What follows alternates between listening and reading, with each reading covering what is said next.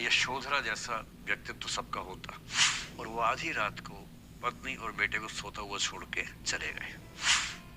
लेकिन यशोधरा की सबसे बड़ी परेशानी इस बात से नहीं कि बुद्ध चले गए, इस बात से है कि बिना बताए चले गए। सुबह उठ के भिक्षा मांगने लग गए उस इलाके में, अपने ही पिता के राज्य में।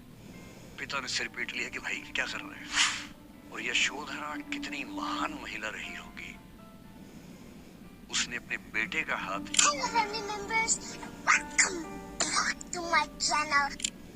हमेशा दूसरे के पर्सपेक्टिव से भी सोच के देखिए कि उसको ऐसा क्यों करना पड़ा। क्या पता कोई मजबूरी हो, कभी कभी होती है। मैं बुद्ध की मजबूरी सोच के परेशान होता हूँ कई बार, और फिर मैं सोचता हूँ कि काश यशोधरा जैसा व्यक्तित्व सबका होता। बुद्ध की रियल कहानी क्या है शायद किसी को नहीं पता। मैं जिस कहानी की बात कर रहा हूँ, मैथिली शरण गुप्त नाम के एक बड़े प्रसिद्ध कवि ने यशोधरा नाम की पुस्तक में वो कहानी लिखी है, भूमिका में जिक्र किया।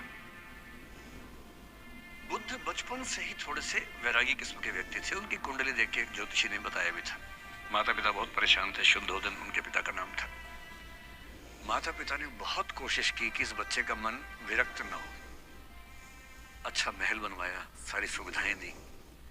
जैसे बुद्ध थोड़े से किशोरावस्था में आए, उस समय की दुनिया की सबसे खूबसूरत महिला से, लड़की से, यशोधरा से उसकी शादी करवा दी। यशोधरा के पिता ने काफी एग्जाम लिए बुद्ध जी के, वो सारे एग्जाम में पास हुए, तब जाके शादी हुई। ऐसे नहीं हुई, शादी हुई तो बुद्ध भी ठीक था, रमे रहे उस जीवन में। बेटा हुआ उनका राहुल। अब बुद्ध की विरक्ति का भाव बढ़ता जा रहा था। 29 साल की उम्र के आसपास ऐसा हुआ कि उन्होंने एक मृत व्यक्ति को देख लिया, एक बूढ़े को देखा, एक भिखारी को देखा, एक बीमार को देखा। विरक्त हो गए और उनका मन हुआ घर छोड़ दूं, ज्ञान की खोज में चला जाऊं। अब ज्ञान की खोज में जाए, उनको पता है कि भाई मेरी पत्नी भी है, मेरा बेटा भी है, राज्य भी है, कैसे छोड़ दूं। छोड़ना जरूरी है। अंदर की आवाज है कि छोड़ो, तुम इस चीज के लिए नहीं बने हो, तुम्हारा स्वधर्म कुछ और है। बाहर की जिम्मेदारी है कि छोड़ नहीं सकते। मैं अनुमान करता हूँ कि बुद्ध ने शायद अपने पिताजी से कहा हो कभी कि पिताजी मैं बहुत परेशान हूँ, छोड़ना चाहता हूँ। तो पिता ने समझा बुझा के मना किया होगा कि बेटा शोभा नहीं देता, ऐसा मत करो। हो सकता है पत्नी से भी बात की हो, पत्नी ने भी कहा हो कि ये क्या बात हुई, हम सबका जीवन तुम पे टिका है, बच्चा अभी बिस्तर से भी नहीं उतरा है, अभी तो चलना भी नहीं शुरू किया है, तुम ऐसी बात कर रहे हो। इसका जिक्र नहीं मिलता इतिहास में कि ये बात हुई कि नहीं हुई। और एक दिन बुद्ध ने तय किया और वो आधी रात को पत्नी और बेटे को सोता हुआ छोड़ के चले गए। इसको बौद्ध परंपरा में महाभिनिष्क्रमण कहते हैं, बुद्ध का अपने घर से निकल जाना। अब बुद्ध चले गए, लेकिन मैथिली शरण गुप्त यशोधरा के पर्सपेक्टिव से बुद्ध को देख रहे हैं। यशोधरा बहुत परेशान है, भाई पति चला गया है, बच्चे का पिता चला गया, मजाक छोड़ना है। राजा परेशान है कि उनका उत्तराधिकारी चला गया है। यशोधरा इतनी परेशान है, बहुत लंबे समय तक छंद आते रहते हैं कि वो कितनी बेचैन है, कितनी परेशान है। लेकिन यशोधरा की सबसे बड़ी परेशानी इस बात से नहीं कि बुद्ध चले गए, इस बात से है कि बिना बताए चले गए, भरोसा नहीं किया। और वो अपनी सहेली से कहती है, सिद्धि हेतु स्वामी गए, यह गौरव की बात। मुझे गर्व है कि मेरा पति इतने महान काम के लिए गया है। सिद्धि हेतु स्वामी गए, यह गौरव की बात, पर चोरी चोरी गए, यही बड़ा व्याघात। सखी सखी वो मुझसे कहकर जाते, कह तो क्या वो मुझको अपनी पथ बाधा ही पाते। क्या मैं रास्ता रोकती उनका? उसके मन में ये मलाल है कि बिना बताए चले गए। वो इस भाव को लेट गो नहीं कर पा रही है, परेशान है। फिर बुद्ध को ज्ञान मिला 6 साल की तपस्या के बाद, बोधगया में बोधि वृक्ष के नीचे ज्ञान मिला। बात फैल गई। जो 5 शिष्य बुद्ध को छोड़ के भाग गए थे उनके बुरे वक्त में, उन्हीं 5 को बुद्ध ने सबसे पहले ज्ञान दिया सारनाथ में, जिसको धर्मचक्र प्रवर्तन कहते हैं। बुद्ध की ख्याति बढ़ने लगी।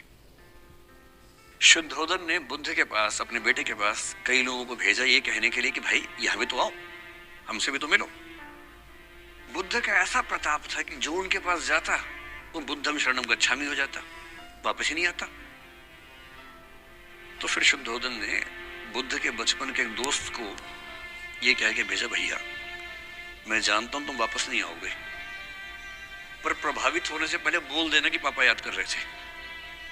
तो वो गया, उससे वायदा निभाया, हो तो गया, बुद्ध के संग में दीक्षित हो गया, पर वायदा निभा दिया। तो बुद्ध ने कहा जरूर जाऊंगा, पिताजी की आज्ञा है तो जाऊंगा ही जाऊंगा। बुद्ध पहुंचे अपने कपिल वस्तु, जो अपना इलाका था, वहां पहुंचे।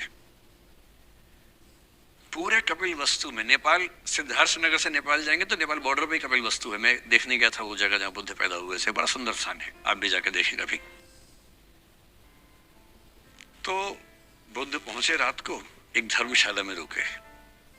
अब वहां हल्ला मच गया कि राजा का बेटा धर्मशाला में। बुद्ध ने कहा भाई मैं देखो राजा का बेटा बन के नहीं आया हूं, मैं बुद्ध बन के आया हूं। सुबह उठ के भिक्षा मांगने लग गए उस इलाके में, अपने ही पिता के राज्य में। पिता ने सिर पीट लिया कि भाई क्या कर रहे हैं। फिर बुद्ध ने सूचना भिजवाई कि मैं बुद्ध हूं, बेटा हूं संयोग से, ठीक है मैं आ रहा हूं मिलने के लिए, पर मैं बुद्ध होके आया हूं, मेरी चर्या है, नियम है, मैं भिक्षा से ही जीवन जीता हूं। ठीक है, पिताजी ने कहा चल कोई बात नहीं। फिर बुद्ध गए पिता से मिलने, पिता से मिले, सबसे मिले, भारी सभा में, लेकिन यशोधरा नहीं है मिलने के लिए, लेट गो नहीं कर पा रही थी।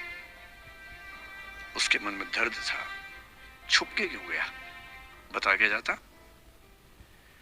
बुद्ध ने पूछा पिता से कि यशोधरा कहाँ है, तो बोले कि वो कह रही है कि अगर बुद्ध मिलना चाहेंगे तो खुद ही मिलने आएंगे मुझसे, मैं क्यों जाऊंगे भाई, आत्मसम्मान भी तो कोई चीज है, मैं क्यों मिलने जाऊं। तो बुद्ध मिलने गए। सोचिए कमरे में यशोधरा बैठी है, राहुल साथ में। अब राहुल थोड़ा सा बड़ा हो गया है, 6-7 साल का है। बुद्ध गए हैं। अब आपके मन में आ रहा है कि बुद्ध वहां जाके बोलेंगे सॉरी मैंने गलत किया, I hurt you, I really feel sorry. Buddha है वो, बुद्ध है। वहां जाके क्या बोल रहे पता है, भिक्षाम देहि, भिक्षा दो। और यशोधरा कितनी महान महिला रही होगी, उसने अपने बेटे का हाथ बाप के हाथ में दे दिया। लेट गो का इससे महान उदाहरण दुनिया के इतिहास में नहीं है कि चलो आखिर तुमने आके झुक के कुछ मांगा तो सही। उसकी जितनी ईगो थी, अहंकार था, सब विगलित हो गया। और जो औरत परेशान थी कि मुझसे बिना बताया गया, उसने अपने बेटे को दे दिया कि इसको लेके जाओ, क्योंकि मैं जानती हूं कि तुम महान काम कर रहे हो, और तुम महान काम कर रहे हो तो मैं क्यों बीच में आऊंगी भाई। मेरा पति महान काम कर रहा है तो मुझे खुशी होनी चाहिए, और तुम्हारी उस खुशी में मैं क्यों पीछे हटूं। बस मुझे भरोसे में लेके जाते तो और खुश होती।